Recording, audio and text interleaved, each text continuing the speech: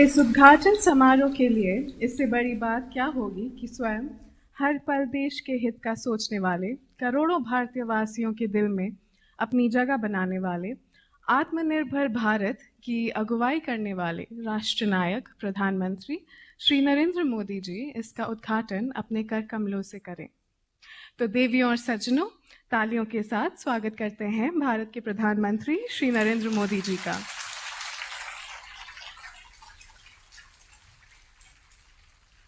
सर्वे भवन्तु सुखिनः, सर्वे सन्तु निर्मया, सर्वे भद्राणि पश्यन्तु, मां कश्चित् दुःखः भवेत्।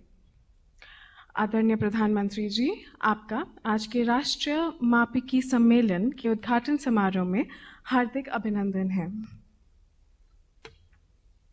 With this, ladies and gentlemen, I would now request Dr. Shekhar C. Mande, Director General CSIR and Secretary DSIR, to welcome our Honorable Prime Minister and President CSIR, Shri Narendra Modi ji, to the National Meteorology Conclave.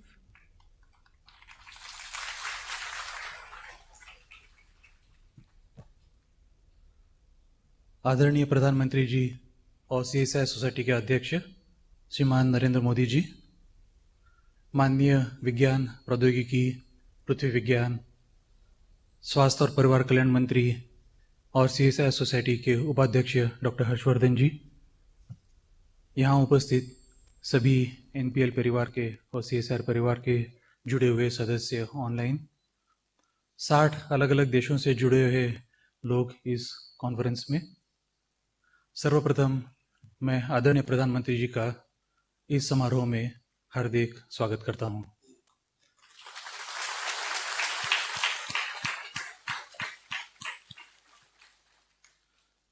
आदरणीय प्रधानमंत्री जी, आपकी उपस्थिति से इस programme अधिक गरिमामयी हो गया है। I welcome all of you around the world and those who have joined online to this particular program.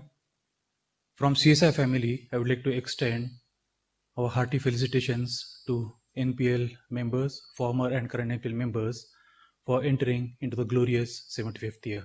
Thank you all for joining us. Dhanyawad.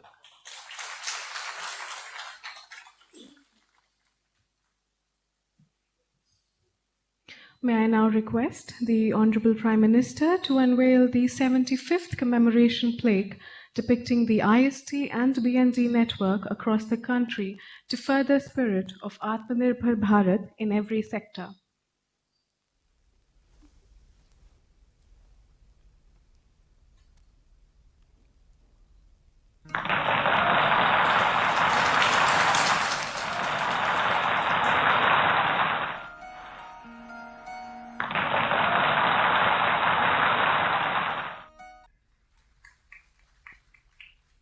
CSIR NPL is the timekeeper of the nation using atomic clocks. With this, once again, I request our Honorable Prime Minister to dedicate the National Atomic Timescale generating an accuracy of 2.8 nanoseconds to the nation.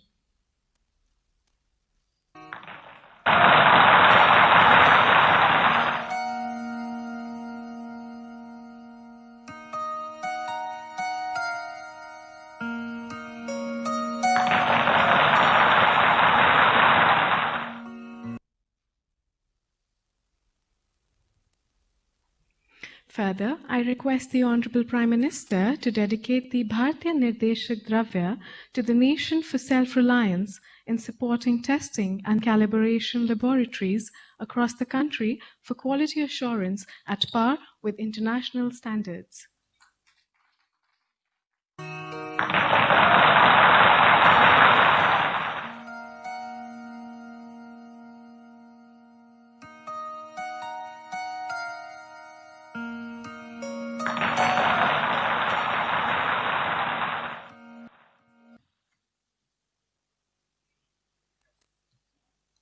Once again, I request our Honorable Prime Minister to kindly lay the foundation stone of National Environmental Standard Laboratory for self-reliance in the certification of ambient air and industrial emission monitoring equipment through CSIR NPL Indian Certification Scheme.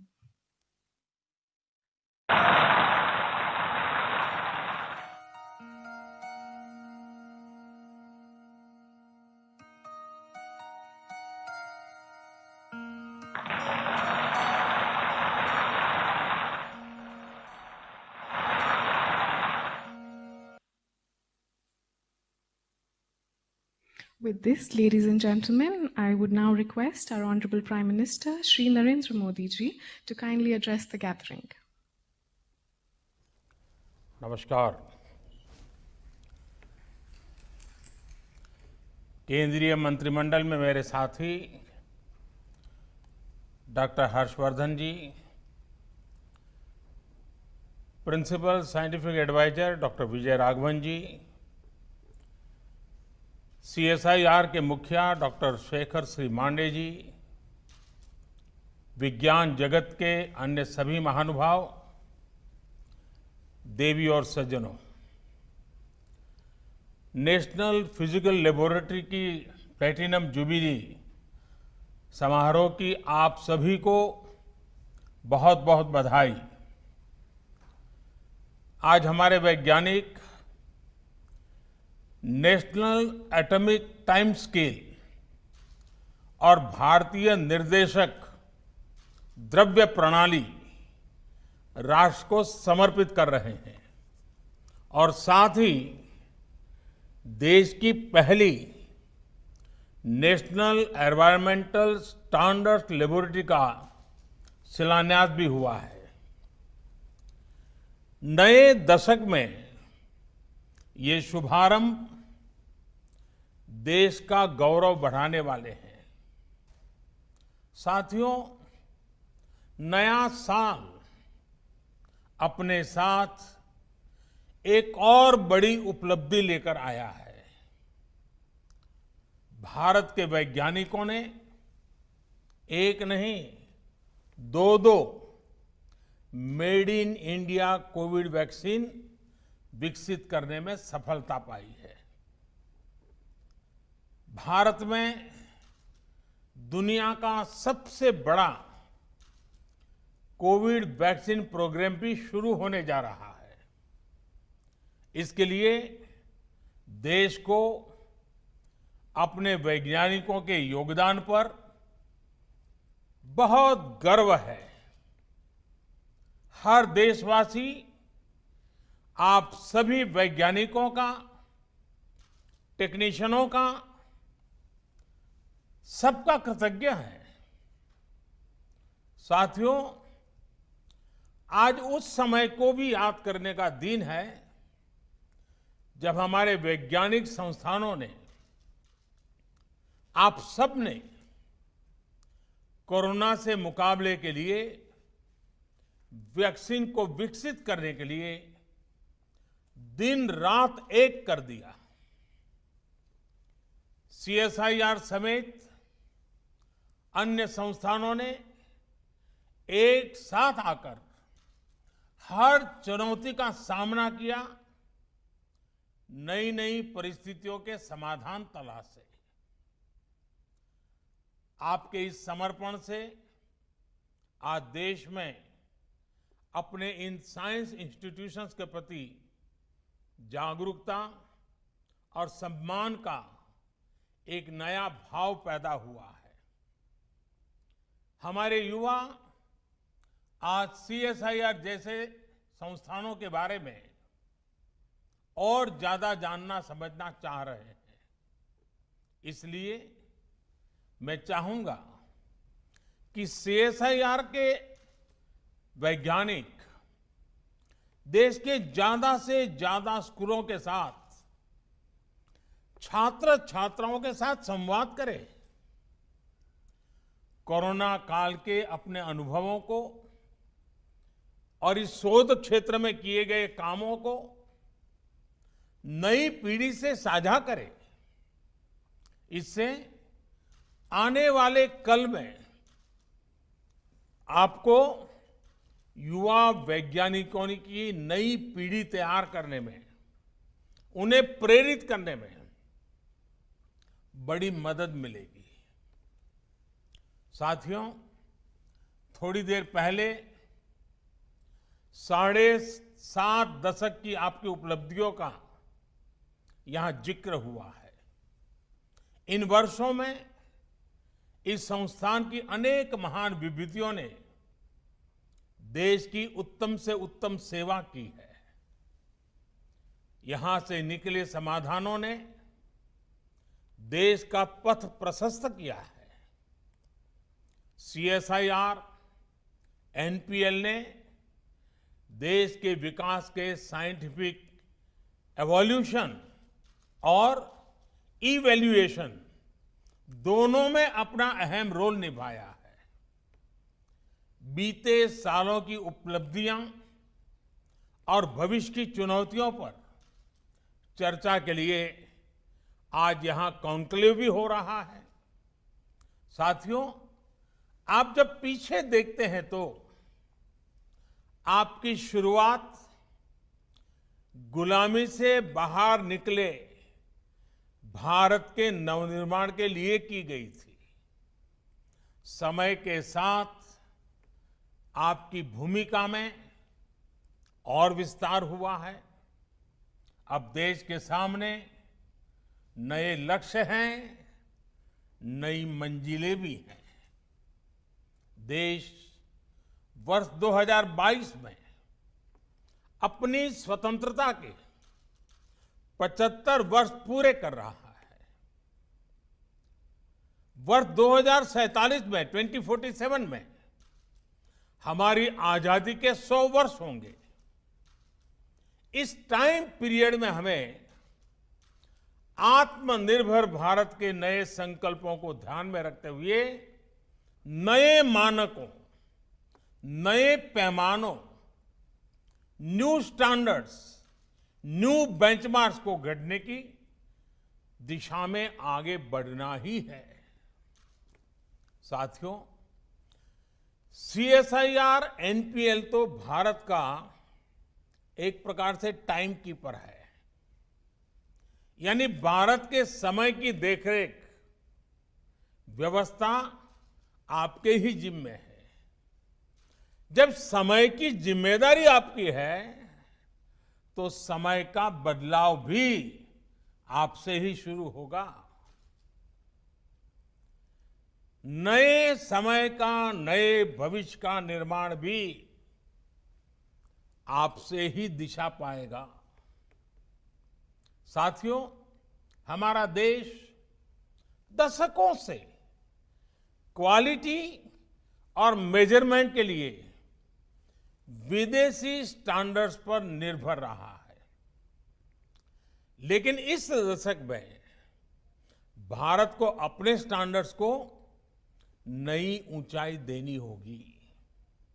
इस दशक में भारत की गति, भारत की प्रगति, भारत का उत्थान, भारत की छवि, भारत का सामर्थ्य, हमारी कैपेसिटी बिल्डिंग हमारे स्टैंडर्ड से ही तय होंगे। हमारे देश में सर्विसेज की क्वालिटी हो, सरकारी सेक्टर या फिर प्राइवेट सेक्टर में, हमारे देश में प्रोडक्ट्स की क्वालिटी हो, चाहे सरकार बनाए या प्राइवेट सेक्टर, हमारे क्वालिटी स्टैंडर्ड्स ये तय करेंगे कि दुनिया में भारत और भारत के प्रोडक्ट्स की ताकत कितनी ज्यादा बढ़े। साथियों, ये मेट्रोलॉजी साधारण भाषा में कहें तो मापने नापने की साइंस, ये किसी भी वैज्ञानिक उपलब्धि के लिए भी बुनियाद की तरह काम करती है। कोई भी रिसर्च माप और नाप के बिना आगे नहीं बढ़ सकती। यहां तक कि हमें अपनी उपलब्धि भी किसी न किसी पैमाने पर मापनी ही पड़ती है। इसलिए मेट्रोलॉजी मॉडर्निटी की आधारशिला है। जितनी बेहतर आपकी मेथोडोलॉजी होगी, उतनी ही बेहतर मेट्रोलॉजी होगी। और जितनी विश्वसनीय मेट्रोलॉजी जिस देश की होगी, उस देश की विश्वसनीयता दुनिया में उतनी ही ज्यादा होगी। मेट्रोलॉजी हमारे लिए मिरर की तरह होती है। दुनिया में हमारे प्रोडक्ट्स कहां स्टैंड कर रहे हैं, हमें क्या सुधार की जरूरत है, ये पहचान, ये सेल्फ इंट्रोस्पेक्शन मेट्रोलॉजी से ही तो संभव होता है। इसलिए आज जब देश आत्मनिर्भर भारत का अभियान, इसका संकल्प लेकर के आगे बढ़ रहा है, तो हमें याद रखना है कि इसका लक्ष्य क्वांटिटी भी है, लेकिन साथ साथ क्वालिटी भी उतनी ही महत्वपूर्ण है। यानी स्केल भी बढ़े और साथ साथ स्टैंडर्ड भी बढ़े। हमें दुनिया को केवल भारतीय उत्पादों से भरना नहीं है, ढेर नहीं खड़े कर रहे हैं। हमें भारतीय उत्पादों को खरीदने वाले हर एक कस्टमर का दिल भी जीतना है और दुनिया के हर कोने में दिल जीतना है।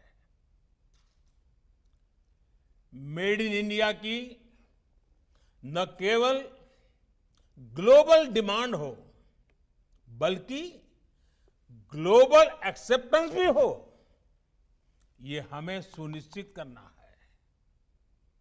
हमें ब्रांड इंडिया को क्वालिटी, क्रेडिबिलिटी के मजबूत स्तंभों पर और मजबूत बनाना है।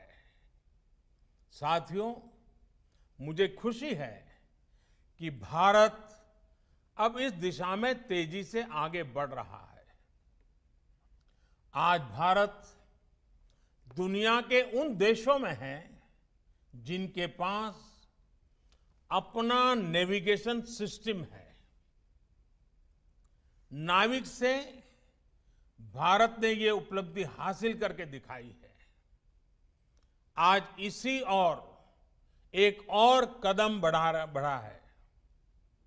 आज जिस भारतीय निर्देशक द्वारा लोकार्पण किया गया है, यह हमारे उद्योग जगत को क्वालिटी प्रोडक्ट्स बनाने के लिए प्रोत्साहित करेगा।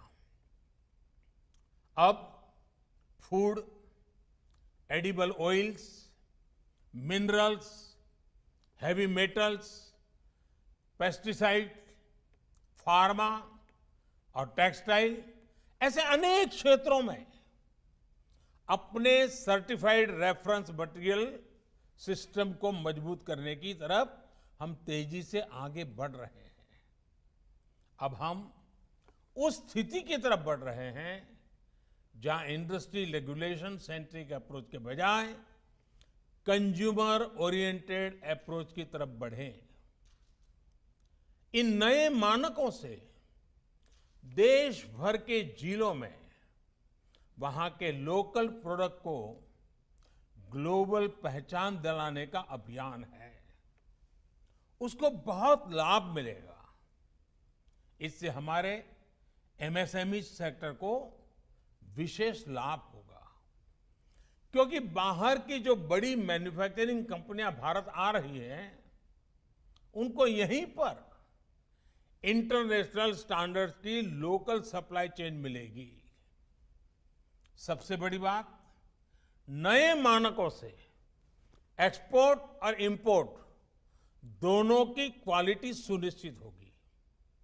इससे भारत के सामान्य उपभोक्ता को भी अच्छा सामान मिलेगा, एक्सपोर्टर की परेशानी भी कम होगी। यानी हमारा प्रोडक्शन, हमारे प्रोडक्ट्स क्वालिटी में जितने बेहतर होंगे, उतनी ही ताकत देश की अर्थव्यवस्था को मिलेगी।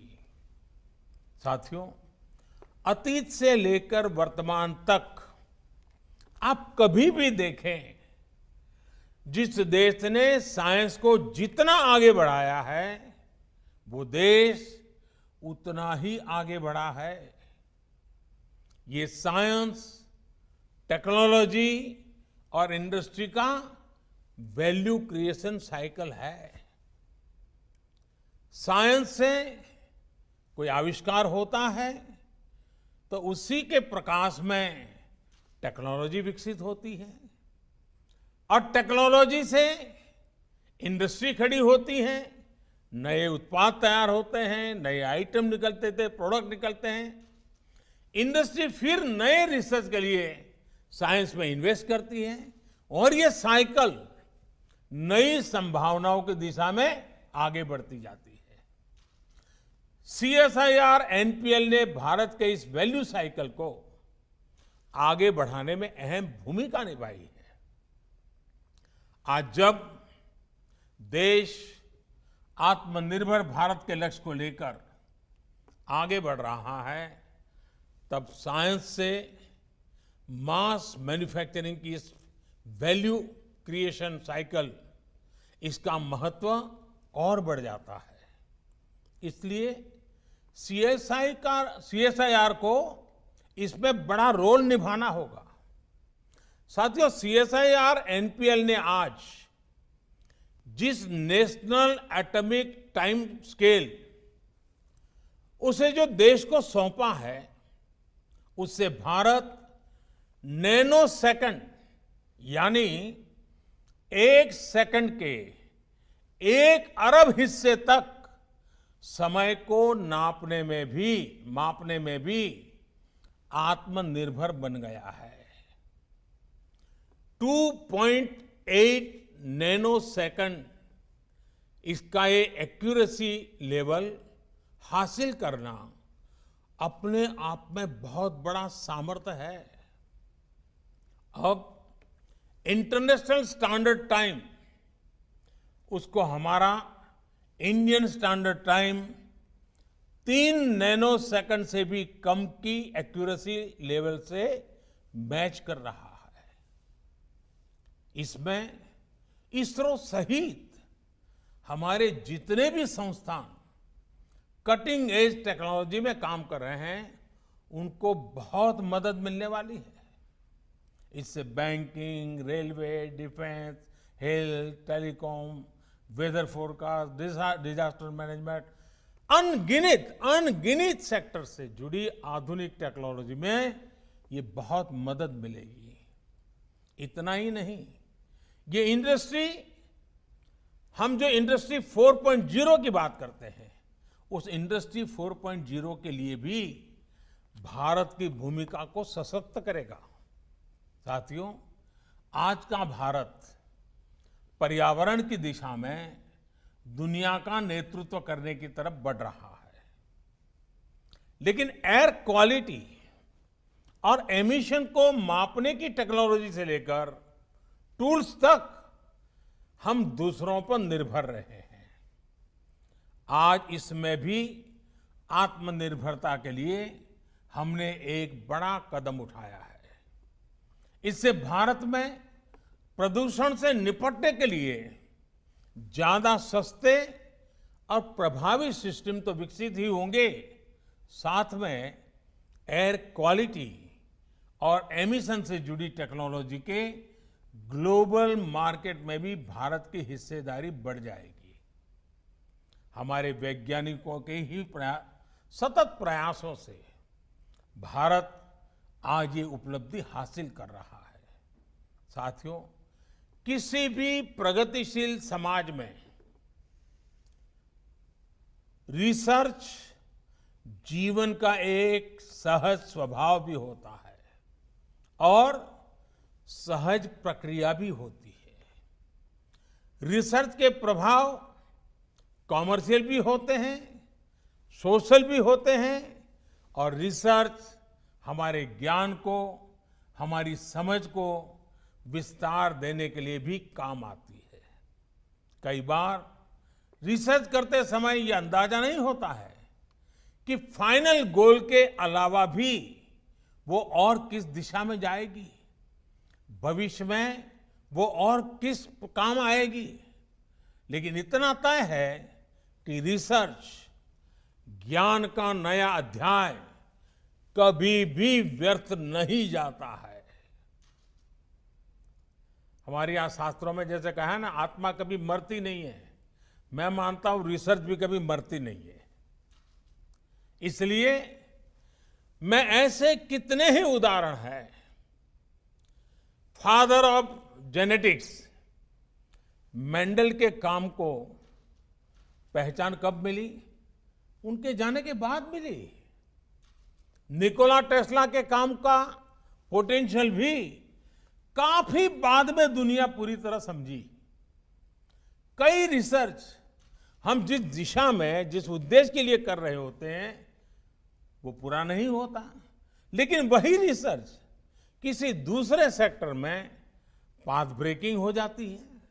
उदाहरण के तौर पर देखिए, जगदीश चंद्र बोस जी ने कोलकाता के प्रेसिडेंसी कॉलेज में माइक्रोवेव के सिद्धांत को प्रस्तुत किया था।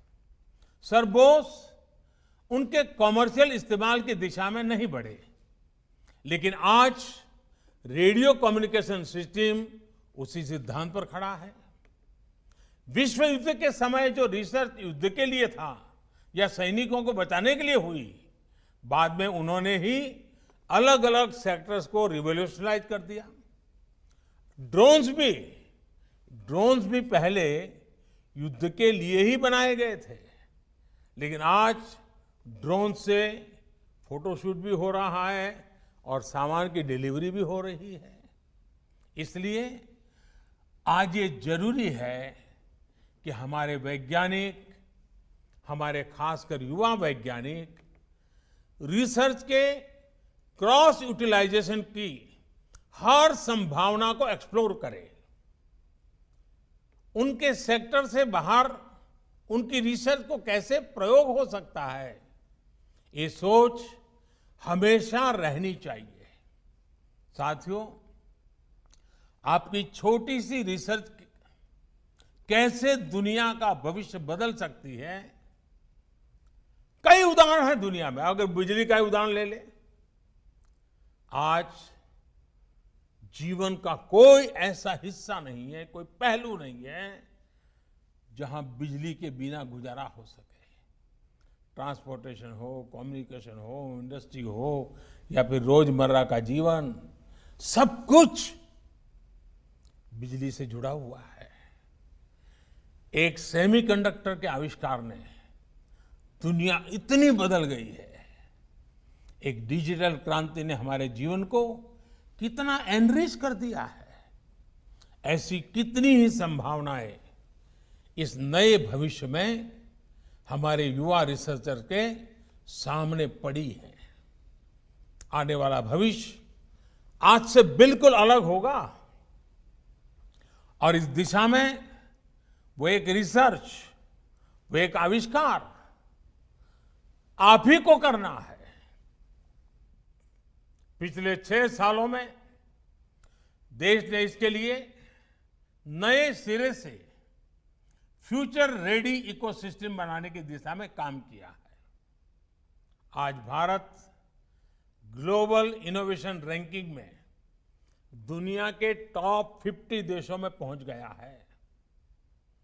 देश में आज बेसिक रिसर्च पर भी जोर दिया जा रहा है और peer reviewed science and engineering publications की संख्या में भारत दुनिया के टॉप 3 देशों में है। आज भारत में इंडस्ट्री और इंस्टीट्यूशंस के बीच कोलैबोरेशन भी मजबूत किया जा रहा है। दुनिया की बड़ी बड़ी कंपनियां भी भारत में अपने रिसर्च सेंटर और फैसिलिटीज स्थापित कर रही है। बीते वर्षों में इन फैसिलिटीज की संख्या भी बहुत ज्यादा बढ़ी है। इसलिए साथियों, आज भारत के युवाओं के पास रिसर्च और इनोवेशन में असीम संभावनाएं हैं। लेकिन आज हमारे लिए जितना इनोवेशन क्रिटिकल है, उतना ही महत्वपूर्ण है इनोवेशन को इंस्टीट्यूशनलाइज करना। ये कैसे हो, इंटेलेक्चुअल प्रॉपर्टी की सुरक्षा कैसे हो, ये भी आज हमारे युवाओं को सिखाना है। हमें ये याद रखना है कि हमारे जितने पेटेंट्स होंगे उनकी यूटिलिटी हमारे इन पेटेंट्स की होगी। हमारी रिसर्च जितने सेक्टर्स में लीड करेगी उतनी ही आपकी पहचान मजबूत होगी, उतना ही ब्रांड इंडिया मजबूत होगा।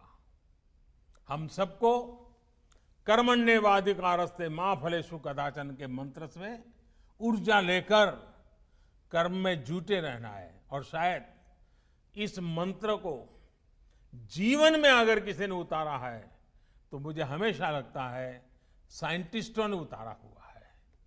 उनका यही मन रहता है, वो लेबोरेटरी में एक ऋषि की तरह तपस्या करते रहते हैं और कर्मण्येवाधिकारस्ते मां फलेषु कदाचन, कर्म करते रहो, फल मिले या न मिले वो लगा रहता है। आप सिर्फ भारत की साइंस और टेक्नोलॉजी के एक कर्मयोगी नहीं है, बल्कि आप 130 करोड़ से ज्यादा भारतीयों की आशा और अपेक्षाओं की पूर्ति के भी साधक है।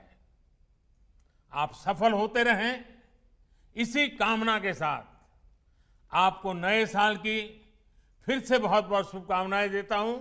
बहुत बहुत धन्यवाद। धन्यवाद प्रधानमंत्री जी आपका। आत्मनिर्भर भारत के लिए जो आपने सपना संजोया है उसको कार्य करने के लिए राष्ट्रीय भौतिक प्रयोगशाला, जिसको देश का ग्रोथ इंजन भी कहा जाता है, क्योंकि विश्व स्तर के जितने भी मेजरमेंट्स हैं वो राष्ट्रीय भौतिक प्रयोगशाला के द्वारा राष्ट्र के सभी लैबों को, टेस्टिंग कैलिब्रेशन लैबों को दिया जाता है। तो हम आपके बहुत बहुत आभारी हैं। धन्यवाद सर।